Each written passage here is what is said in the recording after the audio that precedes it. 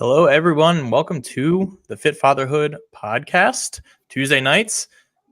I am Zach. I am with my co-host Nathaniel. Nathaniel, Yeah, how are we doing tonight? I'm doing fantastic. The intro music gets me going every time. Just gets Me me too. That's started why I up. kind of picked the Yeah, techno version because yeah, it's 7:30 and I'm getting kind of like that's my like time where things start trailing off energy level yeah. wise. Been up since 4:30, so that kind Right. of always gets me hyped. Brings me back to kind of college basement house party days of Yeah. Okay. been 10, 12 years ago at this point. Yeah.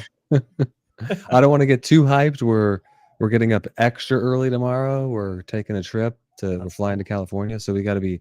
I don't know. I think Brittany and I are probably going to be up at like 3:30. Ooh, Getting that's a getting the different kind of kids up like early, right? It's 3:30. like that excited kind of like vacation Yeah. traveling kind of early. So it's a little bit easier to get up for it sometimes. Yeah. Um, I think it's going to be hard to. Yeah, we'll see. We're going to get like 5 hours of sleep maybe tonight. So Oof, yeah, well, that's never yeah. fun. But we'll get there. That's not what you're here to talk Yeah. about. We're here to talk No, about no. So this week 4 week, to yeah, 10. Yeah. we're talking about a couple of things. So the first one is we are in this is the start of the fourth week of our 5-week challenge. This is in our Fit Fatherhood school community. We posted about it in the Facebook group as well, just kind of what we're doing, but really it's in the school community is kind of where we have the leaderboard and the accountability and kind of the group chats on that. So that's been fun. So week 4, I guess as a summary, week 1 was the time and food audit. Week 2 was water consumption. Week 3 was adding in exercise. And then Mhm. week 4 this week is adding in some veggies to the plate. And so really we've been doing it 2 points every week. This week it's, one serving. So veggies with one meal, doesn't matter which one, get you a point. And then the 2 meals get you 2 points. And people have been posting pictures, at least from yesterday, of what they had, which is always fun, kind of seeing how people prepare different things different ways. Some people didn't take pictures, but just kind of explained it too, and that's fine. But it's been fun kind of seeing the pictures. I don't know how you've enjoyed. I know you didn't take pictures the first day, Yeah. but Yeah. pictures for me I'm were not good at taking pictures of the food. Which I should have tonight. I made steak and we had us like I forget what kind of salad it was. Barbecue salad or something next to it, but the steak came out so well. First time I've ever done the reverse sear method on it. So mm, yeah, it was really good. I did it really low in the oven for like 40 minutes and then reverse seared it and whew, I don't think I'm going back to any other way. But again, that's not what we're talking about. We're talking about veggies. Yeah, it's been cool inside the school community seeing the things that people are coming up with as far as meals go because it's giving me ideas mm, on other ways we can do things, right? Hey, how do you like to cook your Brussels sprouts or your broccoli or whatever? And oh, okay, I never thought about doing it like that. So that's one really big benefit about the school community right now is everybody's really engaged in there posting about their veggies. And last week we saw a lot of people posting about their exercise, and that's really what it is. It's a community of people that were just building up together. So it's been cool to yeah. see. Yeah, the recipes too that you mentioned people's Mhm. pictures and what they've been doing, but like the recipes that they've been posting too and how it was Yeah, for them, I think that's been fun as well. I don't know if yeah, I need to post a couple more of the recipes that I do. I kind of get lost in all the posting and commenting on other people's stuff, yeah, and it's been fun. And it's just like, oh, I should, kind of provide what I can here too. yeah. But yes, veggies. That's what we're here to talk about. It's kind of like a boring subject. No one really wants to talk about it, but they are important, and we Mhm, know they're important, but we don't always eat them. And I think that's for a variety of reasons. Number one being that people just they're kind of bland. So preparation method is super important, and I think trying not only different veggies but different ways to prepare them. I know mm, the air fryer is a big one that like crisps it up because if you steam them, they get kind of soggy, or you boil them, they get kind of soggy, and it's like bleh, like no one yeah, wants to have that. But the air fryer with some seasoning on it, like really crisps them up. And I know some people enjoy that. I don't do it too often because for me, like I just boil them. Whatever's easiest for me, I'll just mm, shovel them down and it won't bother me. But like my yeah. wife needs something special. Like she likes the seasoning and the oven or air fryer. So that's one way that I think will help people get more veggies in. I don't know if you have any thoughts on kind of how you like to prepare yours the best. Well, you kind of speaking about the posting in the group, you posted one from yesterday's that it was like all mixed in, and so it's Mm, almost masking the veggies in the meal. I love those ones, especially for for the kids, is that like they just eat it. We do a lot of like, pad thai or stir fry type things where you're getting chicken and noodles and vegetables all mixed in, and like it all just becomes like an amalgamation in a sense. And so the kids just end up eating it. They'll still pick out certain things. Like, I don't know, Harlan will not eat, wait, he doesn't like the tops of broccoli. He'll eat the stalks all day, but he won't eat the tops. So I don't know why, what it is about that, but yeah, being able to mix things in and make uh, one cohesive meal in a sense, kind of, especially from the kids' standpoint, masks it a little bit. But I'm a big fan of baked vegetables, like baked Brussels sprouts, cauliflower, broccoli, asparagus. It's easy. You just throw it in, kind of set it and forget it, in a sense. And once you get the timing of things down, that you they're good. I Yeah. like, salt and pepper and like some other seasonings like that. But yeah, just getting the hang of the repetition of how do you like them cooked is super important.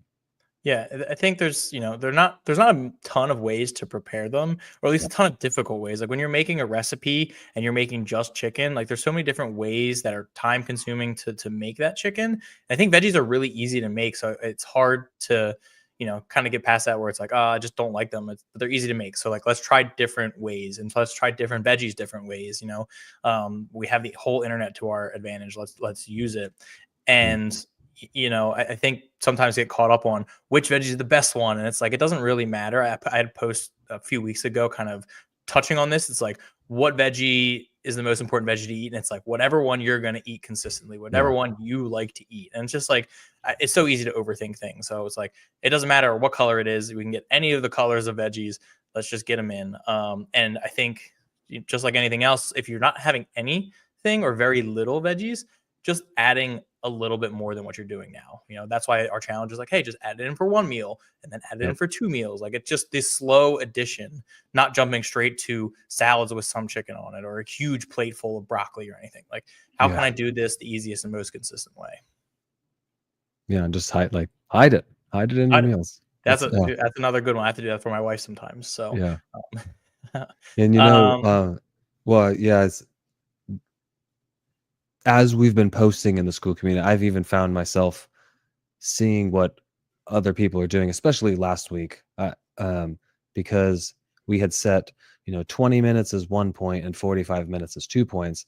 And typically on an average day, I'm not doing 45 minutes of exercise. I'm doing 30. I get a 10 to 15 minute high intensity workout in the morning, and then I get 20 minutes of walking in the afternoon with the kids. Usually that's kind of my average. And so for me, I wouldn't say it was difficult because I am kind of practicing what I'm about to talk about in a second here, but it can be difficult when I'm seeing people that are doing 45 minutes, an hour. Like Ben, one day I think did 2 hours. He did like an hour on the bike and an hour doing yoga or something like that. And you're like, I'm not keeping up with that, right? And not comparing myself to the other people. While it's fantastic watching everybody do their thing, I need to just be rooting for them and knowing that they're in a different place than I am. They have different goals and they have a different life and lifestyle than I do, and not comparing myself to them, but just cheering them on and being like, freaking awesome, Ben, right? Awesome, Jeff, for going and working 10 hours a day outside in the heat, blowing fire. And then, well, it's reversed because he does the workout in the morning, I think, typically, but right, still getting your extra workout in, right? You could treat that as your workout all day, but no, Jeff has these goals that he's trying to hit inside. He's part of the school community. He's one of the founding fathers, and he's going to hit them because he puts the effort in every single day. We've been really honing in on the food consumption with him, but um, we're taught what I have talked about multiple times probably on this podcast already is one of the biggest mindset shifts that I've experienced over the last year. And it's the concept in the book, The Gap and the Gain, paying attention to where we've come from and the gains that we've made rather than where we're trying to go. Right. And just using the 20, I want to lose 20 pounds. Yeah. Thank you, Jeff. That's right. Um, I want to lose 20 pounds in 3 months. 3 months comes by and I've lost 17 pounds. It would be really easy for me to fall into that gap of 3 pounds that I missed my goal. Oh, I didn't do enough. I ate that cake when I shouldn't have. I didn't do enough exercise. I'm just not good enough. Rather than looking back and going, 3 months ago, I was 17 pounds heavier. 3 months ago, I was eating cake every night. I'm just use a cake example, right? I wasn't exercising with any consistency. Now I've taken control of my nutrition. I'm exercising, 4 to 5 times a week, whatever your action plan is to hit that 20 pounds. Sure, you are missing 3 pounds, but look at what you've gained. And that mindset shift allows us to stay in the positivity side of things rather than the negativity side of things. And we're going to talk a little bit more about that for whoever wants to join our coaching call immediately after this, the free coaching call for our Facebook group. But do you have anything to add on that before we hop into that? Yeah, I mean, like you said, the mindset and the keeping everything positive. It's so easy to get down on yourself and let that Mm, voice in your head just let you spiral out of control and just completely deflate any progress that you made, any momentum that you've got. And, it affects all areas. Like you're trying to better yourself. And even if you're not where you want to be, you're further than you were. And I think that's why it's such a good book. The book, like all boils down to that is focus on where you've come from and not where you still need to go. But it does it in so many different ways and examples. And if mindset and that kind of constantly looking to achieve and push yourself, which is great, but it's a really good book to help you remember to look back and reflect, because yeah. ultimately achieving goals, right? You set goals because you want to achieve them, you want to get better. And what happens when you achieve those goals, you move that goalpost, and that goalpost just keeps Yeah. moving over and over and over again. Anybody that's a high achiever wants to do a lot, that's going to happen. I know it happens to me. Weightlifting is one of those examples too, where it's like I can only bench the barbell right now, 45 pounds, but I want to be able to bench 135. So I spend 3-4 months benching, and then I bench to 135. And what happens is that 135 gets there, and yeah, it's great. You feel good. But if you don't enjoy the process along the way, it's really good to be like, okay, 135, what's next? 175, Right. 185, 225. So it's learning how to enjoy the process is the biggest challenge than to just focus on once I get there, I'll be happy. Because realistically, we all know that's not the case. Anything that we've Yeah. achieved or worked to achieve, that's how we felt. I've accomplished this. Now, what's next? And not enjoying the process. If you don't enjoy the Yeah. process, it's all going to be long journey to really nowhere. Yeah. And that's why we've put the challenge together the way we did, where we, started with taking stock in what we're doing and then taking stock in what we really want to be doing and moving from there, because the goal isn't the goal. The goal is the actions that you're putting in place to reach that goal.